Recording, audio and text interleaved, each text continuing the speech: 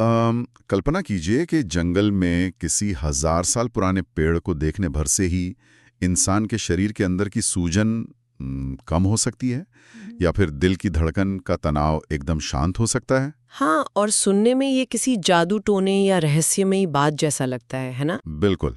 अक्सर जब भी चिकित्सा या स्वास्थ्य की बात होती है तो हमारे दिमाग में एक बहुत ही स्पष्ट और मशीनी तस्वीर उभरती है, जैसे एक्सरे में कोई टूटी हुई हड्डी दिख जाए। सही कहा। और डॉक्टर बस उसकी तरफ इशारा करके बता देते हैं कि खराबी कहाँ है। हाँ, लेकिन आज की इस गहन चर्चा में स्वागत है, जहां हम लोग इंसानी स्वास्थ्य की एक बिल्कुल अलग और धुंधली दुनिया में कदम रखने वाले हैं। आज हमारे पास डैचर केल्टनर के शोध और उनके विस्तृत साक्षात्कारों पर आधारित स्रोत हैं। और आज का हमारा मुख्य मिशन ये समझना है कि कैसे अचरज या विस्मय, कृतज्ञता और करुणा जैसी भावनाएं केवल किताबी बातें या अमूर्त विचार नहीं हैं। मतलब ये सिर्फ कविताएं नहीं हैं, बल्कि ये मानव स्वास्थ्य और उम्र को नियंत्रित करने वाली ठोस जैविक आवश्यकताएं हैं। ये विषय सचमुच हमारी पारंपरिक सोच को चुनौती देता है। आमतौर पर हम मानते हैं कि भावनाएं सिर्फ दिमाग का एक खेल है, एक सॉफ्ट अनुभव है। हाँ, लेकिन डैचर केल्टनर का शोध ये साबित करता है कि जब हम दुनिया से जुड़ते हैं, चाहे वो प्रकृति हो या कोई दूसरा इंसान, तो वो केवल एक मनोवैज्ञानिक अनुभव नहीं होता, वो एक गहरा मापने योग्य शारीरिक बदलाव होता है। और आज के दौर में जब हर कोई दफ्तर के तनाव, ट्रैफिक जैम या अकेलेपन से जूझ रहा है, तो इस जानकारी की अहमियत बहुत ज्यादा बढ़ जाती है। बिल्कुल, आजकल का स्ट्रेस तो बहुत ज्यादा है। हम सब एक ऐसी आधुनिक दुनिया में जी रहे हैं जहां इंसान खुद को ही हर कहानी का केंद्र मान बैठता है। लेकिन चलिए इस अहंकार केंद्रित मानसिकता से बाहर निकलते हैं और सबसे मुख्य भावना विस्मय या आश्चर्य से इस चर्चा की शुरुआत करते हैं। हाँ, जिसे अंग्रेजी में ऑ कहते हैं। शोध कहता है कि जब हम किसी विशाल रहस्य का सामना करते हैं, जैसे अनंत आसमान या कोई बहुत बड़ा पहाड़, तो यह विस्मय हमारे शरीर को अंदर से बदल देता है। चलिए इसे थोड़ा विस्तार से समझते हैं। बिल्कुल। अगर मैं इसे एक उपमा दूं, तो क्या हम कह सकते हैं कि विस्मय शरीर के इंजन के लिए एक बायोलॉजिकल कूलिंग सिस्टम की तरह काम करता है। ये बायोलॉजिकल कूलिंग सिस्टम वाली उपमा न केवल सटीक है, बल्कि यह विज्ञान के बहुत करीब है।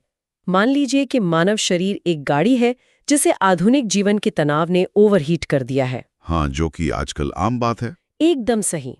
तो जब हम शरीर के अंदर झांकते हैं तो हमें साइटोकाइन सिस्टम मिलता है। अब साइटोकाइन शरीर के उन पैदल सैनिकों की तरह है जो चोट लगने पर या संक्रमण होने पर सूजन पैदा करके हमें बचाते हैं। अच्छा, यानी सूजन या इन्फ्लेमेशन हमेशा बुरी नहीं होती? मैं तो यही सोचता था। बिल्कुल नहीं। अगर किसी को चोट लगती है तो सूजन उस हिस्से को ठीक करने के लिए बहुत जरूरी है। लेकिन समस्या तब शुरू होती है जब इंसान लगातार मानसिक तनाव में रहता है, जैसे काम का प्रेशर या भविष्य की चिंता। हाँ, वही। ऐसे में मस्तिष्क शरीर को संकेत देता है कि हम लगातार किसी खतरे में हैं, और ये साइटोकाइन सिस्टम हमेशा चालू रहता है। यही पुरानी, लंबे समय तक चलने वाली सूजन, दिल की बीमारियों और अवसाद का कारण बनती है। बाप रे। लेकिन जब इंसान किसी विस्मयकारी चीज का अनुभव करता है तो शरीर का ये सिस्टम अचानक धीमा हो जाता है। रुकिए, तो क्या सिर्फ किसी बहुत बड़ी चीज को देखने से वो सूजन पैदा करने वाला सिस्टम शांत हो जाता है? ये कैसे संभव है? यहाँ सबसे दिलचस्प बात यह है कि विस्मय सीधे तौर पर हमारी वेगस तंत्रिका, जिसे वेगस नर्व भी कहते हैं, उसे उत्तेजित करता है। Vagus nerve? हाँ, वेगस तंत्रिका को शरीर का सबसे लंबा और महत्वपूर्ण इंफॉर्मेशन हाईवे समझा जा सकता है। यह मस्तिष्क के निचले हिस्से से शुरू होकर गर्दन, हृदय, फेफड़ों और सीधा पेट तक जाती है। बाप रे, ये तो सच में बहुत लंबी है। बहुत लंबी। जब हम किसी पहाड़ या समुद्र की विशालता देखते हैं तो मस्तिष्क समझ जाता है कि हम किसी बड़े रहस्य के सामने हैं और यहाँ कोई तात्कालिक खतरा नहीं है। अच्छा, तो दिमाग को लगता है कि सब सुरक्षित है। बिल्कुल। ये वेगस तंत्रिका उस कूलेंट की तरह काम करती है जो तुरंत इंजन का तापमान गिरा देती है। हृदय गति शांत हो जाती है और शरीर आराम की अवस्था में चला जाता है। ये तो कमाल की बात है। क्या यही कारण है कि जब हम किसी बहुत बड़ी चीज को देखते हैं तो हमारी सांसें धीमी हो जाती हैं और हम एक ही जगह ठिठक कर खड़े ले जाते हैं? एकदम सही।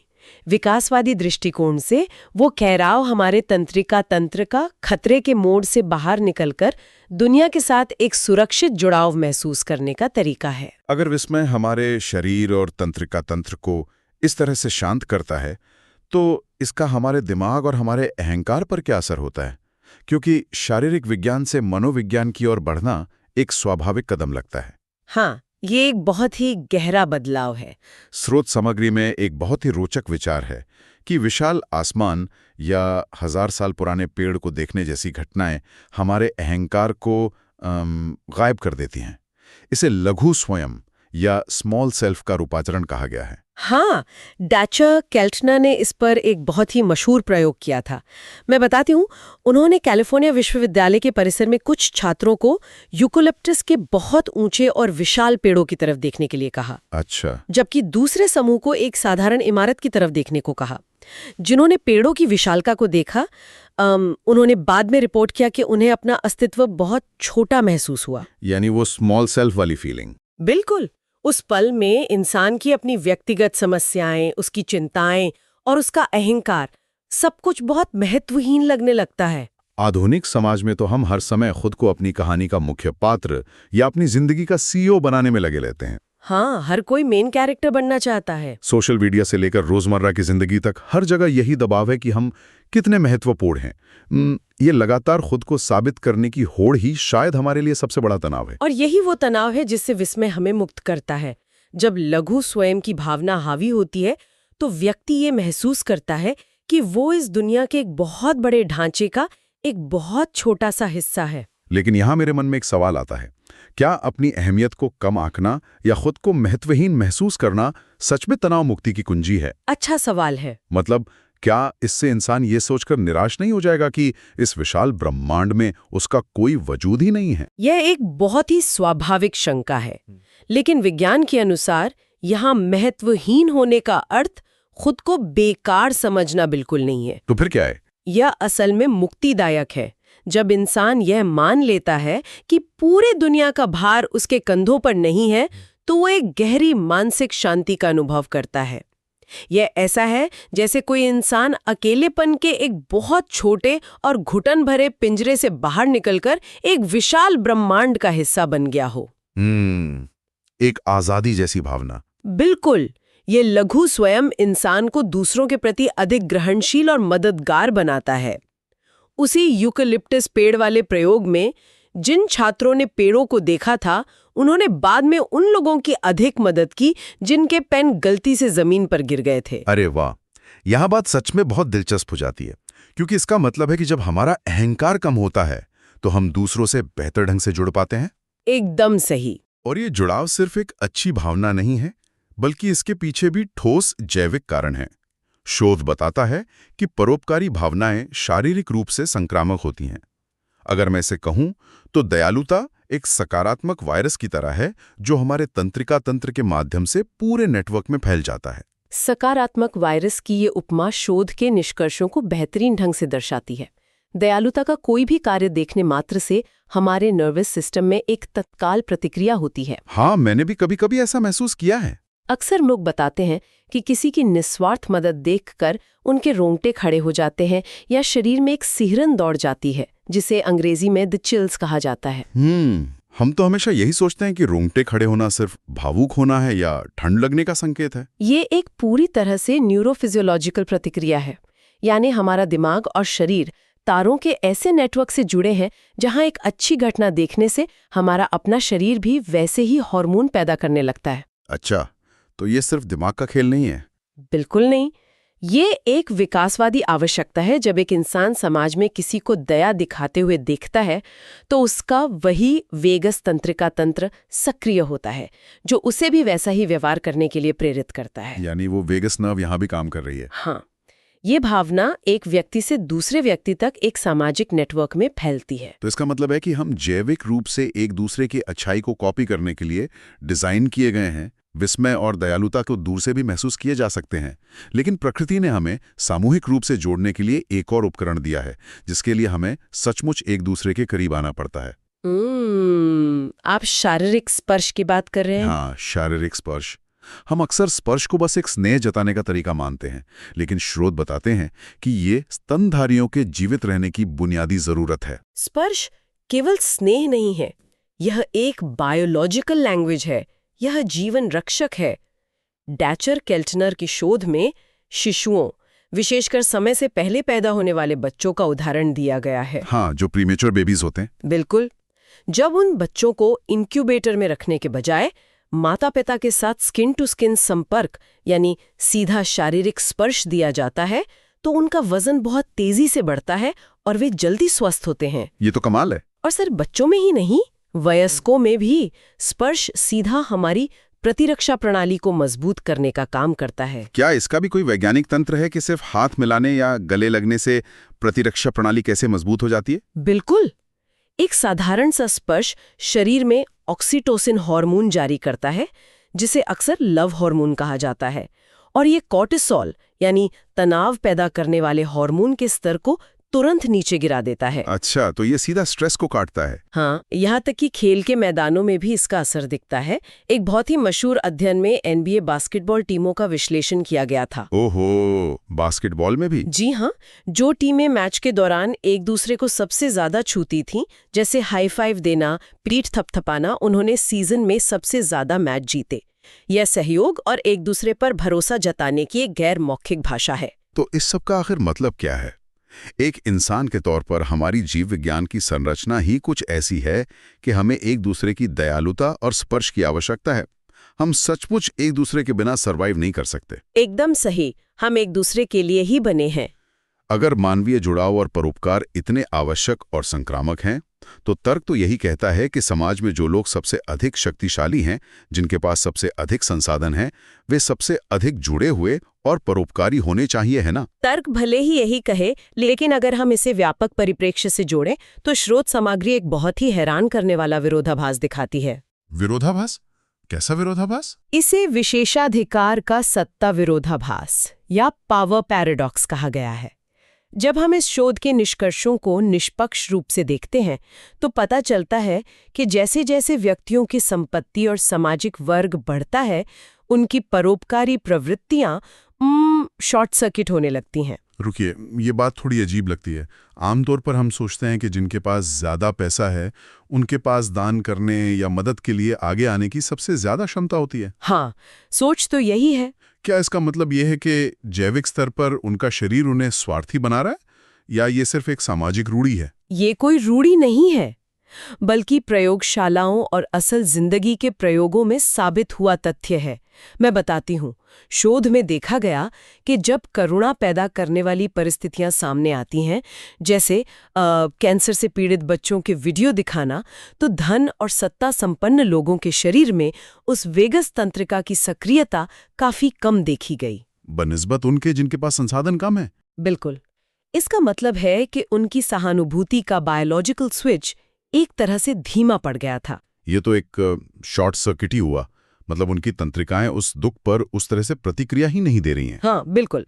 एक और बहुत ही दिलचस्प अध्ययन क्रॉसवॉक या पैदल पार पथ पर किया गया था। अच्छा, वहां क्या हुआ? शोधकर्ताओं ने देखा कि महंगी और लग्जरी कारें चलाने वाले लोग सस्ती कारें चलाने वालों की तुलना में पैदल चलने वालों के लिए गाड़ी रोकने की संभावना बहुत कम रखते हैं। अरे बाप रे! शक्तिशाली और अमीर लोगों में सामाजिक नियमों को तोड़ने और दूसरों की भावनाओं को नजरअंदाज करने की संभावना अधिक पाई गई। ये एक महत्वपूर्ण सवाल खड़ा करता है। ऐसा क्यों होता है?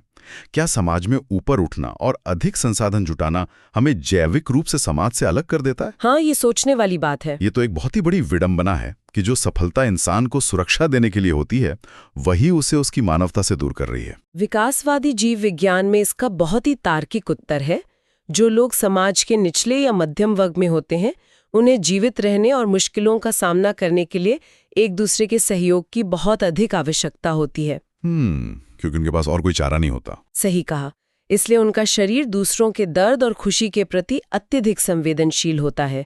लेकिन जैसे जैसे किसी के पास असीमित संसाधन और शक्ति आ जाती है, सफलता का वह वातावरण उसे आत्मनिर्भरता के ऐसे भ्रम में डाल देता है जहां उसे लगता है कि उसे दूसरों की आवश्यकता नहीं है। और जब मस्तिष्क को लगता है कि उसे समूह की जरूरत नहीं है, तो वो उन जुड़ाव वाले उपकरणों को बंद कर देता है। बिल्कुल।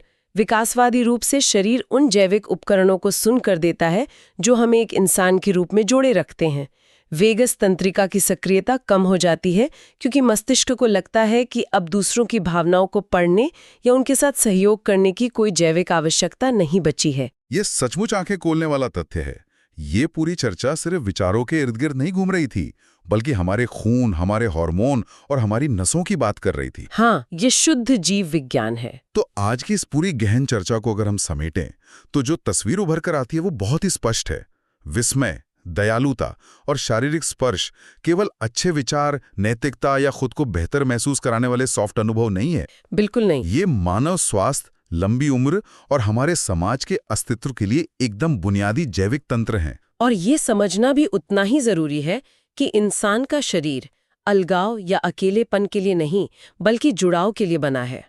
जब हम उस जुड़ाव को नकारते हैं या शक्ति के नशे में खुद को सबसे ऊपर मान लेते हैं, तो हमारा शरीर अंदर से उस कूलिंग सिस्टम को खो देता है। और अकेलेपन और लगातार तनाव के इस आधुनिक युग में, जहां हर कोई अपने फोन की स्क्रीन में खोया है, हमें एक दूसरे की और इस सामूहिक अवस्था की सख्त जरूरत है। एकदम सही बात है। अपने उस छोटे से अहंकार के पिंजरे से बाहर निकलकर किसी विशाल पेड़ को देखना, तारों भरे आसमान को निहारना या किसी की निस्वार्थ मदद करना कोई विलासता नहीं है, बल्कि हमारे शरीर की सबसे जरूरी दवा है। डैचर केल्टनर का पूरा शोध अंततः हमें इसी बात की याद दिलाता है कि इंसानियत कोई विचारधारा नहीं है, बल्कि हमारी रगों में दौड़ती हुई एक बायोलॉजिकल सच्चाई है। और जाने से पहले एक विचार जो सुनने वालों के मन में लंबे समय तक रह सकता है। इस चर्चा ने साबित किया कि धन और अत्यधिक शक्ति हमारी करुणा और वेगस तंत्रिका को जैविक रूप से सुन कर सकते हैं। हाँ, जो कि काफी डरावना है।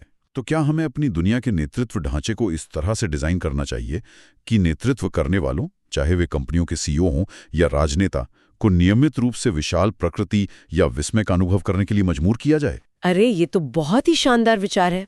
क्या उनके लिए ऐसे आश्चर्य के एकांतवास अनिवार्य होने चाहिए ताकि वे कभी उस लघु स्वयं के एहसास को न भूलें और उनकी मानवता और जैविक जुड़ाव हमेशा जीवित रहे? यह एक बहुत ही विचारणीय प्रश्न है। शायद भविष्य में सफलता को मापने का तरीका सिर्फ बैंक बैलेंस नहीं, बल्कि हमारी वेगस तंत्रिका की संवेदनशीलता होनी चाहिए।